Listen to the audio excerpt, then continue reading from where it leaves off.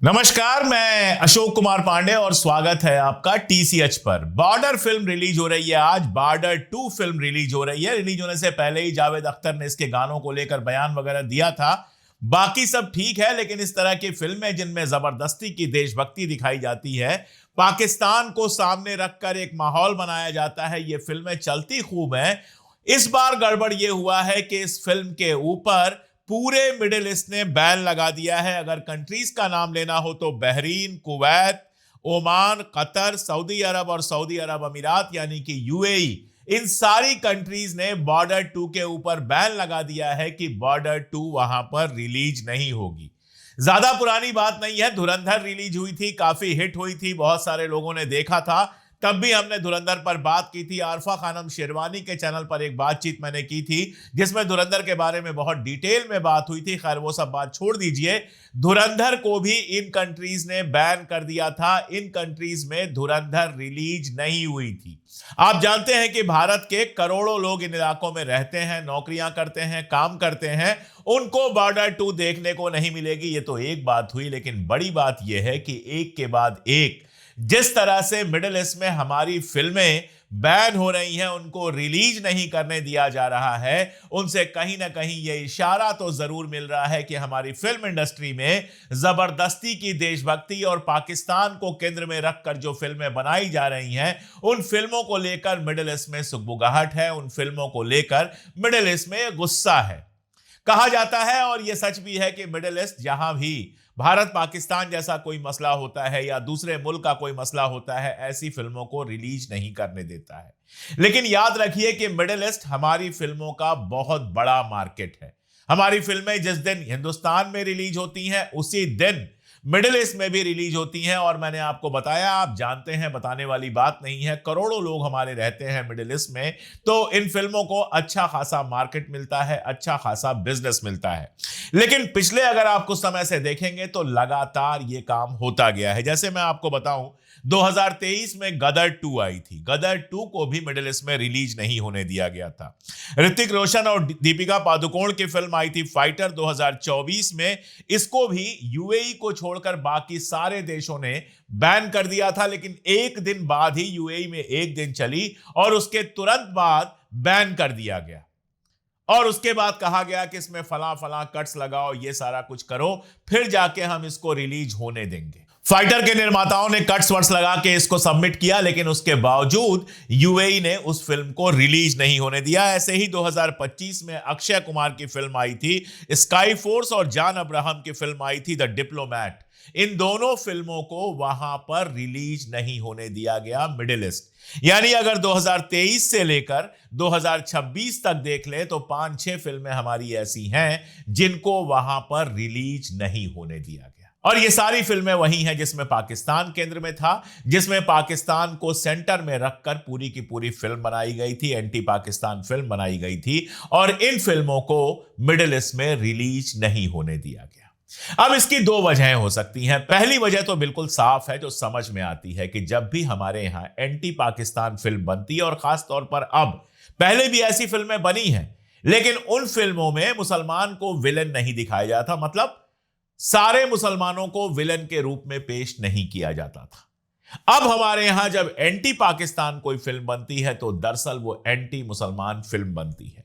और एंटी मुसलमान फिल्में तो लगातार बन ही रही हैं। ये फाइल, वो file, Kashmir file, Kerala file, फलाना ढिमकाना, छावा, ये सारी फिल्में ऐसे बनाई जाती हैं कि लोगों के बीच में मुसलमानों के लिए नफरत फैले। एंटी पाकिस्तान फिल्म का फायदा क्या है? एंटी पाकिस्तान फिल्म का फायदा यह है कि पाकिस्तान का जो भी कैरेक्टर होगा मुसलमान ही होगा। जनरल होगा तो मुसलमान होगा, कोई गद्दार होगा तो मुसलमान होगा, कोई हत्यारा होगा तो मुसलमान होगा। पाकिस्तान में तो मुसलमान ही रहते हैं। तो वो मुस्लिम नाम जब स्क्रीन पर चमकता है, जब वो मुस्लिम नाम पूरी तरह से आता है, तो वो माहौल बनाने में मदद मिलती है जो भारत के अंदर लगातार बनाया जा रहा है। और इसीलिए मैं अक्सर सवाल पूछता हूं कि एंटी पाकिस्तान तो इतनी फिल्में बनती हैं, एंटी चाइना कितनी फिल्में बनती हैं? गिनी चुनी कभी कभार कोई बन गई तो बन गई, वरना एंटी चाइना फिल्में नहीं बनती हैं। हमारी जमीन कब्जा कर रहा है चाइना। गलवान में हमारे सैनिकों को मारा चाइना ने। शख्सगाम वैली का मुद्दा है चाइना के सामने। अरुणाचल प्रदेश के इलाकों का नाम बदलता है चाइना। लेकिन चाइना के खिलाफ इतनी फिल्में नहीं बनती। क्यों? क्योंकि चाइना के खिलाफ जब आप फिल्म बनाएंगे तो जो कैरेक्टर होगा, जो विलन कैरेक्टर होगा, वो चाइनीज होगा।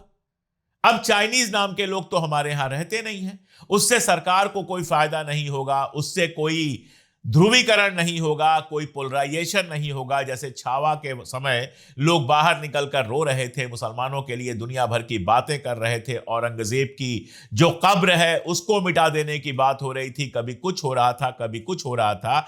अब चाइना के खिलाफ आप फिल्म बनाएंगे तो वो सब कहां हो पाएगा? तो ना तो फिल्म हिट होने की संभावना होगी और ना ही सरकार की कृपा दृष्टि आपको मिलेगी। वैसे भी जिस सरकार के विदेश मंत्री कह चुके हों कि चाइना हमसे बड़ी इकॉनमी है, हम उससे कैसे लड़ाई लड़ेंगे, जिस सरकार के प्रधानमंत्री कभी गलती से भी चीन का नाम नहीं लेते हैं, वही प्रधानमंत्री जो मुख्यमंत्री के रूप में, प्रधानमंत्री के रूप में चाइना की जाने कितनी यात्राएं कर चुके हैं, सबसे ज्यादा कर चुके हैं, ये तो आप जानते ही हैं। वही प्रधानमंत्री जो चाइना के प्रीमियर को झूला झुला रहे थे, कभी चाइना का नाम नहीं लेते हैं, बस कह देते हैं ना कोई घुसा है ना कोई घुसेगा, उसके बाद बात खत्म। शक्सगाम वैली पे बयान आता है विदेश मंत्रालय का तो चाइना कह देता है वो तो हमारा इलाका है, उसके बाद बात खत्म। तो चाइना के खिलाफ ना सरकार कुछ कर पाती है, ना सरकार बोलती है, और ना ही हमारी फिल्में बनती हैं, क्योंकि उससे एंटी मुस्लिम हेट पैदा करके सरकार को चुनावी फायदा नहीं पहुंचाया जा सकता। एंटी पाकिस्तान फिल्में लगातार बनने का एक ये कारण है, मिडिल ईस्ट प्रीडोमिनेंटली मुस्लिम इलाका है, तो ये भी वजह हो सकती है कि जानबूझकर इस तरह की फिल्मों को धीरे धीरे किनारे लगाया जा रहा हो। दूसरी वजह, और जो ज्यादा इंपॉर्टेंट वजह है, जो चिंता की भी बड़ी वजह बननी चाहिए भारत में, हालांकि भारत में आजकल चिंता किसी बात पर होती नहीं है। मोदी जी घंटा बजाते रहें, मोदी जी शंख बजाते रहें, मोदी जी डमरू बजाते रहें, उनकी सुंदर सुंदर वीडियो आती रहे, बस चिंता तो हमारे यहां शंकराचार्य और योगी की लड़ाई पर होगी, दिन रात वही बहस चलेगी, और किसी चीज पर चिंता तो हमारे यहां होनी नहीं है। कोई ये कह दे कि आपके यहां पोल्यूशन टैरिफ से बड़ी प्रॉब्लम है, दिल्ली के रेलवे स्टेशन के आसपास का वीडियो आ जाए जो नरक की तरह हो, दिल्ली में ऐसी गंदी वीडियो सामने आए कि लोग गटर और टॉयलेट के पानी में चलने के लिए मजबूर हो, देश भर में हालात बुरी तरह से बिगड़ रहे हो, लेकिन वो सब चिंता हमारे यहां नहीं है, तो मिडिल ईस्ट की चिंता क्या होगी? लेकिन वो एक इंपॉर्टेंट मुद्दा है, उसको समझना चाहिए। क्या मिडिल ईस्ट कंट्रीज में पाकिस्तान का असर लगातार बढ़ रहा है? दुर्भाग्य से कहिए या सौभाग्य से कहिए, आप जिस तरफ के भी हों उसी हिसाब से आप कहिएगा। मैं तो यहां बैठा हूं तो मेरा काम केवल तथ्य देना है, फैक्ट देना है। हकीकत यह है कि मिडिल ईस्ट के अंदर पाकिस्तान की वैल्यू बढ़ी तो है पिछले कुछ सालों में। आप देखिए, सऊदी अरबिया के साथ उसका डिफेंस पैक्ट होता है, और यह पैक्ट बड़ा पैक्ट है। इस डिफेंस पैक्ट का सीधा मतलब यह है कि अगर पाकिस्तान का कोई दुश्मन है, अगर पाकिस्तान पर कोई हमला करता है, तो सऊदी अरबिया उसको अपना दुश्मन मानेगा, अपने ऊपर हमला मानेगा। मैं ये भी नहीं कह रहा हूं, जब ये पैक्ट हुआ था तब भी मैंने कहा था, इसका मतलब ये भी नहीं है कि अगर मान लीजिए भारत पाकिस्तान के बीच में जंग हो जाए तो सऊदी अरबिया अपने सैनिक भेजकर हमारे ऊपर बम गिराने लगेगा, ये भी इसका मतलब नहीं है। लेकिन इसका मतलब ये तो जरूर है कि वो आपके साथ कतई खड़ा नहीं होगा। अब ये जो डील है, इसको बढ़ाने की बात हो रही है, टर्की इसमें शामिल होने की बात कर रहा है। टर्की एक मजबूत कंट्री है, अमेरिका के बेहद करीब है। टर्की के पास भले एटॉमिक पावर नहीं है, लेकिन इतना तो है ही कि टर्की के अंदर अमेरिकन एटॉमिक वॉरहेड्स लगे हुए हैं। टर्की को लेकर अमेरिका क्या सोचता है, आप इस बात से समझ सकते हैं कि जो गजा पीस बोर्ड बना है उसमें इजराइल कतई नहीं चाहता था कि टर्की शामिल हो, लेकिन अमेरिका ने शामिल किया। तो टर्की से रिश्ता बन रहा है, टर्की से रिश्ता अच्छा है ही। ऑपरेशन सिंदूर के समय भी टर्की ने ढेर सारे ड्रोन और बाकी सारी मदद अवेलेबल कराई पाकिस्तान को, खुल के पाकिस्तान के साथ खड़ा हुआ। कतर और जॉर्डन जो हैं वो इसमें शामिल होने की बात कर रहे हैं, ओमान इसमें शामिल होने की बात कर रहा है। और दरअसल मिडिल ईस्ट में पहले शिया एंगल था, जिसमें ईरान एक लीडर था, हिजबुल्लाह, ईरान, हमास, हूथी, और सीरिया में भी असद साहब थे। तो ये सारे लोग मिलकर एक मजबूत ब्लॉक बनाए हुए थे। उसके खिलाफ तो मैं नहीं कहूंगा, लेकिन उसके सामने सऊदी अरबिया और बाकी सारे देश थे। अब जो बात आ रही है वो ये कि सऊदी अरबिया वहां पर एक सुन्नी एंगल बना रहा है, और वो एंगल बेहद मजबूत होगा, क्योंकि उसमें सऊदी अरबिया तो होगा ही, उसके अलावा कतर, ओमान, मोरक्को तक की बात है कि ये सारे मुल्क मिलकर एक ब्लॉक जैसा बना रहे हैं इजराइल के खिलाफ। आप अगर सऊदी अरबिया के हैंडल्स को देखेंगे, अगर सऊदी अरबिया के यूट्यूब चैनल्स को देखेंगे, तो कल तक जो चैनल आपको दिख रहे थे कि मोबाइल के बारे में बता रहे थे, कार के बारे में बता रहे थे, टूरिज्म के बारे में बता रहे थे, अचानक वो इजराइल के खिलाफ, अब्राहम अकॉर्ड के खिलाफ, जियोनिज्म के खिलाफ वीडियो बनाते दिख रहे हैं। बहुत सीधी सी बात है कि सऊदी अरबिया की जो हुकूमत है, उस हुकूमत ने ये ग्रीन लाइन दे दी है कि अब इजराइल के खिलाफ बोलो।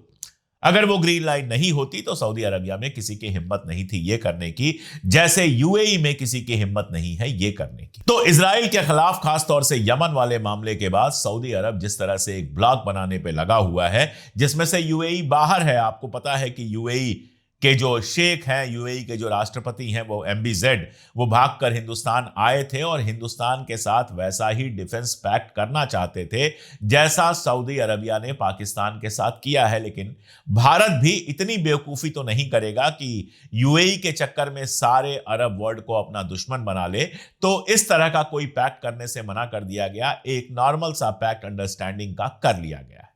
खैर, जहां पे मुद्दा था वो ये कि वो जो सुन्नी ब्लॉक बन रहा है, चूंकि पाकिस्तान सऊदी अरबिया को सीधे कोऑपरेट कर रहा है, गजा पीस समिट में शामिल हुआ है, अपनी आर्मी भेजने वाला है वहां पर। अब उस आर्मी को लेकर पाकिस्तान में बवाल मचा हुआ है। कल मैंने आपको बहुत डिटेल में बताया था कि पाकिस्तान के यूट्यूबर्स और जर्नलिस्ट इसकी मुखालिफत कर रहे हैं, और बिल्कुल सही कर रहे हैं, क्योंकि पाकिस्तान की आर्मी जो वहां जाएगी, उस आर्मी को पैसा दे रहा है इजराइल। $1 बिलियन देने की बात है कि $1 बिलियन दे रहा है इजराइल, और वो आर्मी इजराइल और इजिप्ट के अंडर में काम करेगी। आप समझिए कि पाकिस्तान की आर्मी इजराइल के अंडर में काम करेगी, हमास के खिलाफ जो सारी की सारी ये बातें करते हैं फलस्तीनियों के साथ खड़े होने की, वो सारी बातें हवा हो गई हैं। साफ दिख रहा है कि इजराइल और अमेरिका के दबाव में ये काम कर रहे हैं। लेकिन जो मैं कहना चाह रहा हूं वो ये कि मिडिल ईस्ट के अंदर पाकिस्तान का दखल लगातार बढ़ा है। जब गजा वाला कल पैक्ट साइन हो रहा था, उस समय पाकिस्तान के राष्ट्रपति शहबाज शरीफ मंच पर थे, भारत का कोई रिप्रेजेंटेटिव नहीं था। भारत को भी कहा गया था कि आप इस बोर्ड में शामिल होइए, गजा पीस बोर्ड में शामिल होइए आप, लेकिन भारत ने अभी तक कोई निर्णय नहीं लिया है, और मुझे नहीं लगता कि भारत को जल्दीबाजी में कोई निर्णय लेना भी चाहिए। लेकिन पाकिस्तान वहां पर सेंट्रल रोल निभा रहा है, तो जाहिर है कि पाकिस्तान की पूछपरछ बढ़ी है मिडिल ईस्ट में। पाकिस्तान को मिडिल ईस्ट की जरूरत है ही, क्योंकि पाकिस्तान को पैसों की जरूरत है, और मिडिल ईस्ट से ज्यादा पैसे कौन दे सकता है। लेकिन मिडिल ईस्ट को भी पाकिस्तान की जरूरत इसलिए है क्योंकि वो इकलौता इस्लामिक कंट्री है जिसके पास न्यूक्लियर हथियार हैं, और आसिम मुनीर के अमेरिका के साथ बहुत अच्छे रिश्ते हैं। यही वजह है कि अमेरिका के कहने पर अपनी घोषित पॉलिसी बदलकर पाकिस्तान इजराइल का सहयोग करेगा गजा के अंदर पीस कीपिंग के लिए। यह भी एक वजह हो सकती है कि इस तरह की एंटी पाकिस्तान फिल्में जो भारत में बन रही हैं, उनको वहां रिलीज नहीं होने दिया जा रहा। वैसे मेरा बड़ा सवाल तो यही है कि इस तरह की फिल्में बन क्यों रही हैं? एक खास तरह की उत्तेजना देती हैं ये। जब आप हॉल में जाते हैं, पाकिस्तान पाकिस्तान सारा होता है, और आप महसूस करते हैं कि आप बड़े देशभक्त हो गए ऐसी फिल्म देखकर। थोड़ी देर के लिए आपको उत्तेजना मिलती है, एक्साइटमेंट मिलता है, और उस एक्साइटमेंट के लिए ऐसी फिल्में बनाई जाती हैं। लेकिन इनका ओवरऑल इफेक्ट क्या होता है? क्या देश के अंदर कोई राष्ट्रवादी भाव बढ़ता है? नहीं। देश के अंदर जो नफरत की खाई है वो और मजबूत होती है। नफरत की खाइयों का तो देखिए ऐसा है कि अभी हाल में यह खबर आई है, एक मैतेई बंदा जिसने कुकी लड़की से शादी की थी, वो परमिशन लेके गया हुआ था अपनी पत्नी से मिलने, और उसकी हत्या कर दी। यानी मणिपुर में सीधे सीधे दो देश बन गए हैं, इधर से उधर आप नहीं जा सकते। और अब हर शहर मोहल्ले में ऐसे दो देश धीरे धीरे बनाने की कोशिश की जा रही है। मुस्लिम इलाका और हिंदू इलाका पहले भी था, लेकिन अब उनके बीच की खाई को और चौड़ा करने की कोशिश की जा रही है। ऐसी फिल्में उन खाइयों को ज्यादा बढ़ाती हैं और बढ़ाती हैं। जिस समय देश में इतनी नफरत है, उस समय जरूरत तो मोहब्बत की फिल्मों की है। जिस समय देश में इतनी परेशानी है, ऐसी फिल्मों की जरूरत है जो इस हकीकत को, जिसको गोदी मीडिया छुपा कर रखता है, जिसको सरकार छुपा कर रखता है, उसको बेपर्द कर दे, दिखाए कि लोग कितना परेशान है, दिखाए कि कैसे पैसा थोड़े से लोगों के हाथ में बढ़ता चला गया है और बड़ी आबादी लगातार गुर्बत से जूझ रही है। अगर ये सब कर सके तब तो कोई बात है, तब उन फिल्मों का कोई मतलब है। लेकिन दुर्भाग्य से ऐसी फिल्में या तो बनती नहीं, और या फिर बनती हैं तो सेंसर उनको पास नहीं करता, और सेंसर पास भी कर दे तो ऐसी फिल्में लोग देखते नहीं हैं। आप यूट्यूब पर ही देख लीजिए, जहां जितना जहर फैलाया जाता है वो उतना हिट है, जितनी गंदगी जहां होती है वो उतना हिट है। कहते हैं ना कि जब आपको बाजार के नुकसान करने वाले खाने की आदत लग जाए तो घर का हेल्दी फूड आपको अच्छा नहीं लगता है। घर का मां का बनाया ना आपको पनीर अच्छा लगता है, ना कोरमा अच्छा लगता है। सड़क के किनारे खड़े होकर नाली के पास बने हुए होटल में बड़े शौक से आप खाते हैं और उसके स्वाद का मजा लेते हैं, भले अंदर अंदर से आपका शरीर पूरी तरह से खत्म हो जाए। घर की चाय पीने की जगह आप बाहर की चाय पीना पसंद करते हैं। यही हालत हमारे देश की हो गई है। लोगों का टेस्ट इतना खराब कर दिया गया है कि जब तक दंगे की बात ना हो, जब तक हिंदू मुसलमान की बात ना हो, खून खराबे की बात ना हो, नफरत की बात ना हो, तब तक लोगों को मजा ही नहीं आता। जो मोहब्बत की बात करते हैं, जो लोगों को जोड़ने की बात करते हैं, जो देश के भले की बात करते हैं, गरीबी और बेरोजगारी की बात करते हैं, वो लोगों को बोरिंग लगती है। तो जब ऐसा माहौल बना दिया गया है तो सिनेमा वाले, सरकार भी खुश हो जाए और तिजोरी भी भर जाए, इस बात से कैसे इनकार करेंगे। वो वही बनाएंगे जो बना रहे हैं, वही जहर फैलाएंगे जो जहर फैला रहे हैं। हाँ, इससे देश कितना बीमार और कमजोर हो रहा है वो तो वही समझ पाएगा जो देश को जानता है और जो देश का भला चाहता है। हमारी कोशिश यही होती है कि जहां जहर फैलाया जा रहा है वहां थोड़ा सा अमृत फैला दें, जहां नफरत फैलाई जा रही है वहां थोड़ी सी मोहब्बत फैला दें। हमारी कोशिश यही होती है कि देश में जो कुछ हो रहा है उसकी वजह से दुनिया में हमारा नाम किस तरह से खराब हो रहा है, ये बात देश की जनता को बताएं। बहुत ना सही, लेकिन थोड़े से लोग देखते हैं, पसंद करते हैं। हम इतने से भी खुश हैं। कोशिश कीजिए कि ये वीडियोस दूर तक जाएं, दोस्तों रिश्तेदारों को भेजिए, अपने सोशल मीडिया पर पोस्ट कीजिए। अगर चैनल ना सब्सक्राइब किया हो तो इस तरह के वीडियोस को लगातार देखने के लिए हमारा चैनल सब्सक्राइब कर लीजिए। और अगर हमारी ताकत बनना चाहते हैं तो स्क्रीन पर जो एक QR कोड दिया हुआ है उसको स्कैन करके हमारे मेंबर बन जाइए। आपकी मेंबरशिप हमें ज़बरदस्त ताकत देती है और इस ताकत के भरोसे ही हम वो सच बोलते हैं जो गोदी मीडिया कभी नहीं बताएगा। आज के लिए इतना ही, बहुत शुक्रिया।